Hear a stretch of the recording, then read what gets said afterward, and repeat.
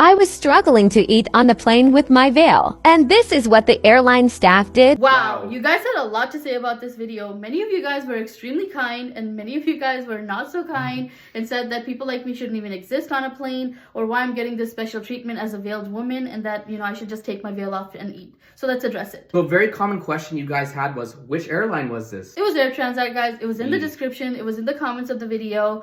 So yeah, we are not obligated to mention the airline because the airline isn't the one that went out of their way to accommodate us. It was the flight crew that we talked to that accommodated us. So what happened? So when we were on the flight, we had to use the bathroom, and on the way to the bathroom, Mubina actually noticed a curtain off area where the curtain would pin to the wall. So she's like, you know what, this would be very convenient for me if I could eat here without having to eat with my face veil on.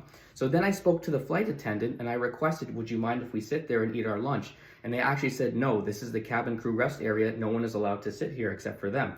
So then I spoke with them further and I explained it, we just only be there for a few minutes. And then she was hesitating. She's like, you know what, it's fine. You can go sit there for a few minutes. That being said, guys, we did have to request it, but it's highly appreciated that they even let us sit there for a few minutes because normally I would just have to lift my veil up a little bit and eat. So that was extremely appreciated. It was something that it was like a bonus sort of. Yeah, for sure. So thank you. Thanks to you guys. That video actually reached the airline Air Transat and they commented on our video and they said that, they were going to be rewarding that cabin crew that accommodated us. So thank you, Air Transat.